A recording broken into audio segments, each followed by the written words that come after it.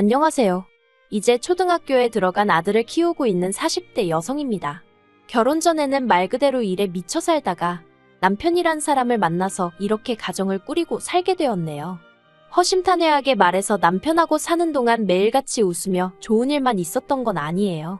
어느 다른 부부들처럼 부부싸움도 했고, 이게 또 연애 때나 신혼 때랑은 다르게 자식을 키우다 보니까 서로 싫은 소리도 하게 되고 날선 표정으로 대하게 되더라고요. 그래도 이혼만큼은 생각한 적이 없습니다. 아무리 다투고 싸우더라도 원초적인 이유는 남편이나 저나 같이 잘 살고 싶어서 그런 거라고 믿었으니까요.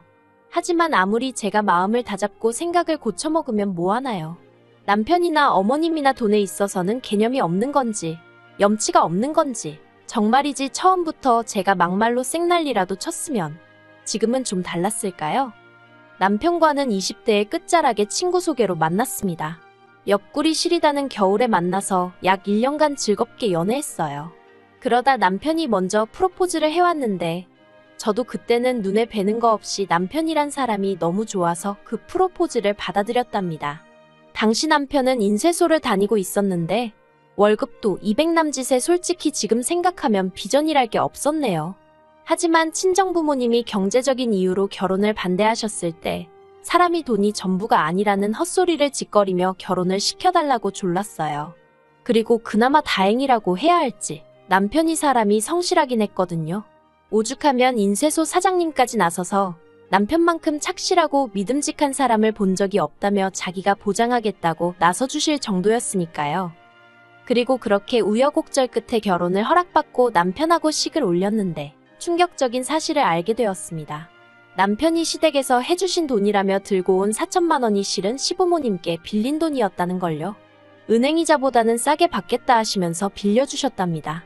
그리고 그 사실을 알게 된 저는 그러면 진작에 말을 하지 그랬냐고 좀 투덜댔는데 그런 제 반응에 남편이 자존심이라도 상했던 건지 한다는 소리가 앞으로 자기가 벌어서 갚을 거니 자기가 모은 돈이라고 생각하라는 정말이지 말도 안 되는 소리를 하대요. 어이가 없어서 그러면 나랑 사는 동안 먹고 쓰는 돈은 어디서 가져올 거냐니까 그건 또 얼렁뚱땅. 그래도 솔직히 식 올리자마자 이혼한다 소리를 어떻게 하겠어요. 그냥 시댁에서 도움 하나도 안 받고 대출로 시작했다고 생각하자고 그렇게 나름대로 스스로 위로했지요. 친정부모님은 이런 속사정은 모르고 결혼자금으로 1억이나 보태주셨는데 솔직히 결혼 초에는 그게 얼마나 감사한 일인지 잘 몰랐어요.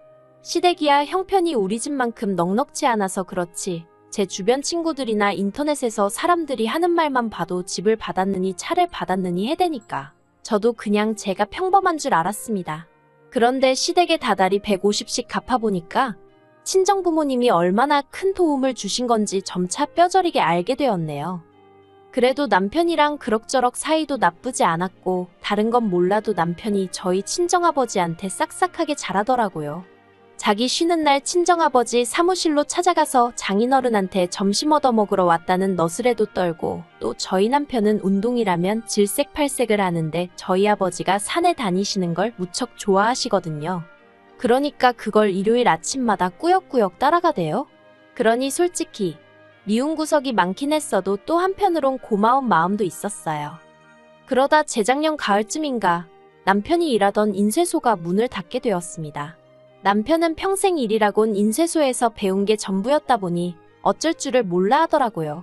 그리고는 다른 집 가장들처럼 대리라던가 배달이라던가 소위 진입장벽이 낮은 일부터 손떼기 시작했어요. 그런데 솔직히 대리고 배달이고 요새 속된 말로 돈을 날로 버는 일이 있기나 한가요? 인쇄소는 그나마 고정된 거래처도 있고 하니까 그럭저럭 운영이 되었던 건데 그것도 사장이 몸져 누워버리니 직원 보고 주문 넣어주는 거래처는 없더라고요. 그리고 남편은 남편대로 한번 살아보겠다고 이일저일 부딪히다가 한 달 정도 지나니까 뭐랄까 자포자기한 듯한 눈치였달까요. 솔직히 남편 기죽을까봐 제가 터놓고 말은 못했지만 옆에서 지켜보는 제 스트레스도 이만저만이 아니었습니다. 애는 학교에 들어가야 되지 그러면 돈 들어가는 일은 지금의 곱절에 곱절로 늘어날 게 뻔한데. 그리고 결국 이 상황을 눈치채신 친정아버지가 한 가지 제안을 하셨습니다. 남편더러 당신을 쫓아다니며 일을 한번 배워보겠느냐고요. 저희 친정아버지는 20년 넘게 인테리어 사무실을 운영하고 계십니다. 저도 아버지 사무실에서 도배며 뭐며 자빌부터 배우다가 지금은 주로 사무실에서 손님들 의뢰받고 견적 내고 그런 일을 하고 있어요. 그리고 친정아버지께서는 어차피 제가 물려받을 사무실이니 이참에 사위인 제 남편도 배워두면 나중에 도움이 되지 않겠나 생각하신 것 같더라고요. 그리고 다행이라고 해야 할지 남편도 흔쾌히 좋다 하며 바로 이튿날부터 저희 친정아버지 회사로 출근하기 시작했습니다.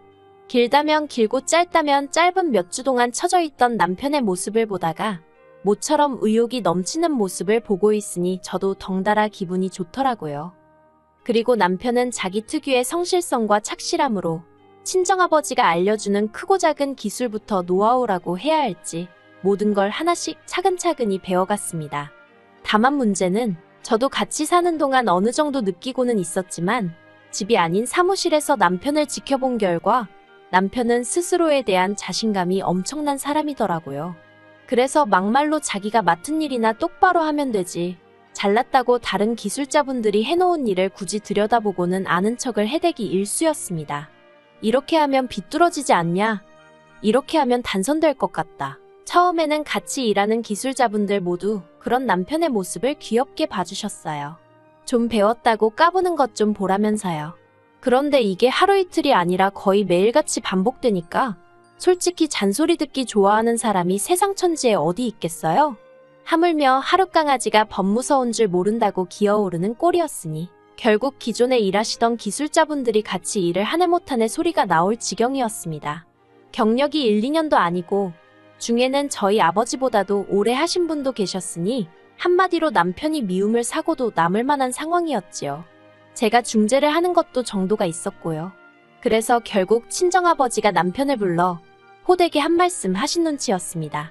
친정아버지가 저더러 서운해하지 말라며 귀뜸해 주시기를 사업이라는 게 나 하나만 잘나서 되는 게 아니고 같이 일하는 사람들 기분도 헤아려주고 또 그 사람들이 하는 일을 존중해주고 그래야지. 그래야 모든 게 제대로 굴러가는 법이다. 솔직히 어떻게 보면 기본 중에 기본인 이야기인데 남편도 사회생활을 1, 2년 한 게 아니었는데 그런 소리를 들었으니 기분이 좋진 않았을 거예요. 하지만 이런 일이고 어쨌든 자기가 배우는 입장에서 와이프로서 이렇게 말하면 냉정하다 하시겠지만 절이 싫으면 중이 떠나야지 별 수 있나요? 친정아버지와의 독대 이후로 남편은 눈에 띄게 말수가 줄었고 행동도 조심하는 눈치였습니다. 그런데 정말이지 앞에선 그래놓고 뒤로 제 뒤통수를 칠 줄은 몰랐네요. 남편이 일을 시작한 지 1년쯤 되었던 시기였어요.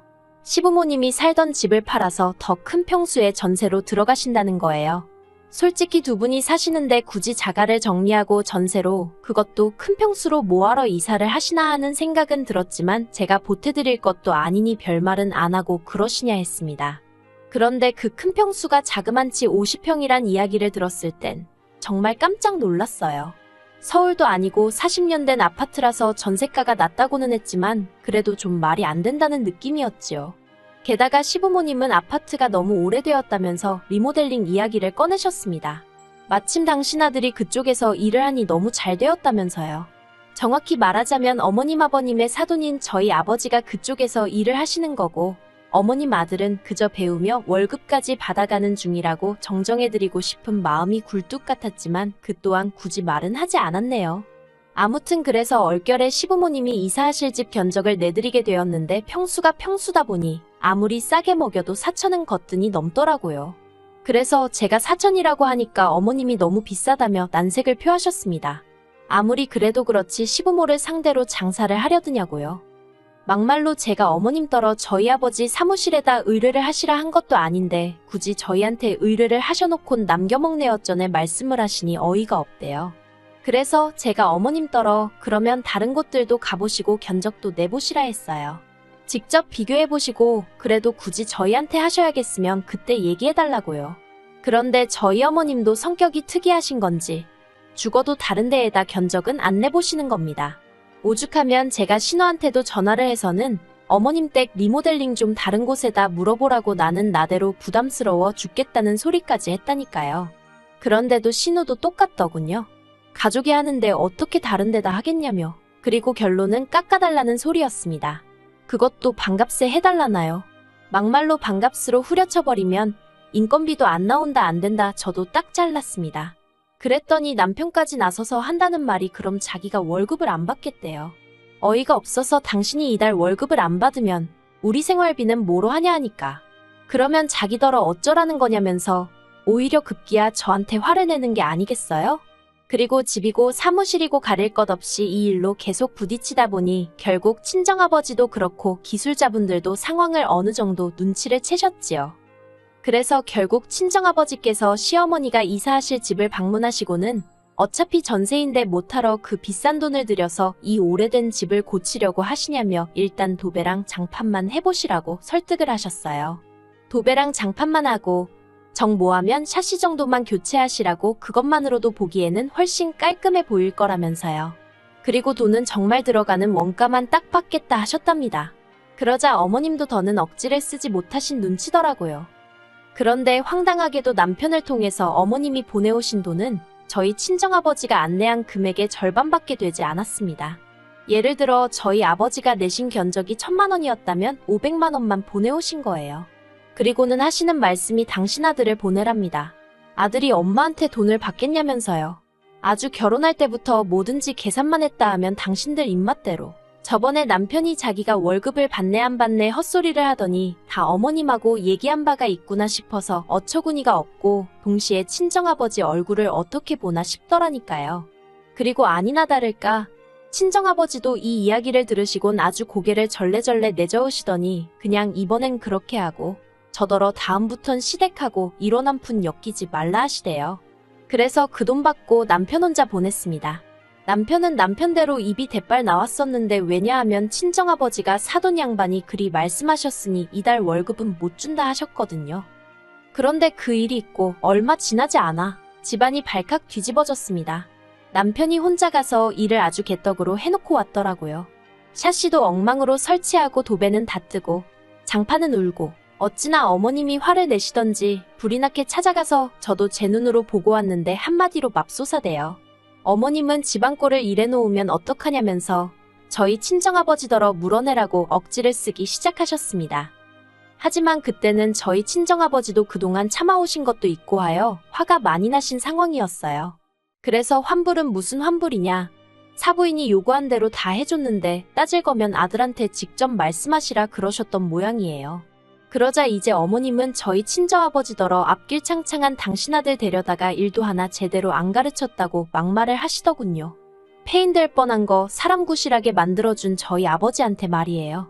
저도 도무지 참을 수가 없어서 어머님더러 무슨 말씀을 그렇게 하시냐고 받아쳤습니다. 친정아버지가 어른들끼리 이야기하는 자리니 저더러 끼지 말라셨지만 말도 안 되는 어머님 억지를 상대하는 건 저 하나면 족하지 친정아버지까지 당하게 할 수는 없었거든요. 그리고 결국 이 싸움은 저와 남편의 싸움으로 번졌습니다. 남편은 어머님을 옹호하기에 급급했을 뿐 저희 아버지한테 말이라도 죄송하단 소리 한마디를 안 하더라고요. 그리고는 급기야 이럴 거면 이혼하네만의 소리까지 나왔습니다. 남편은 제가 오래전부터 애 때문에라도 어떻게든 잘 살아보려고 참고 지내는 걸 눈치챘을 테니 제가 이혼하잔 소리는 안 할 거라고 생각했을 거예요. 하지만 이혼하자는 남편의 말에 그러라고 저도 맞불을 놨습니다. 아니 오히려 제가 죽어도 이혼을 하겠다고 했어요. 막말로 번듯한 친정 있고 제가 능력이 없는 것도 아니었는데 애 하나 키우면서 못 살겠나 싶더라고요. 그런데 정말 어이가 없었던 건요. 남편이 저랑 이혼한 이후로도 밖에서는 마치 자기가 저희 아버지랑 일하는 것처럼 자기 스스로를 전문 인테리어 업자라고 소개하고 다녔다는 사실이에요. 저희 아버지 회사 이름을 팔면서 말이에요. 이혼까지 한마당에 그 꼴을 두고 볼 수는 없었습니다. 막말로 일이나 잘했으면 모르지만 일도 개판을 쳐놓은 건지 아무 상관도 없는 저희 아버지 사무실까지 쫓아오는 사람들도 여럿이었거든요. 그래서 남편을 명예훼손 및 개인정보 도용 그리고 그 밖에 여러 가지 이유로 고소했습니다. 지금 진행 중이에요. 애를 보고 있으면 엄마니까 당연히 미안해요. 가끔은 내가 중간에서 뭔가 놓친 게 있던 건 아닐까 하는 후회 아닌 후회도 되고요. 하지만 어쩌겠어요. 참고 살았다면 결국 제가 제 스트레스를 견디지 못하고 어떻게 되어버렸을지도 모르겠다 싶은걸요. 그리고 다행이라고 해야 할지, 남편이 빠져나간 이후로 다시 아버지 사무실에는 생기가 돈다고 해야 할지, 같이 일하던 분들 모두 손발이 잘 맞으니 업무도 잘 돌아가고 덕분에 손님도 늘어나더라니까요. 인생은 새옹지마라더니 막상 이혼하기로 한 이후로 솔직히 어디다 말은 못했지만 이런저런 걱정이 많았는데 이렇게 하루하루 잘 지내는 제 자신을 보면 놀랍기도 합니다. 앞으로 남편과 남은 문제 하루빨리 해결하고 지금보다 더 잘 지낼 수 있으면 좋겠다는 바람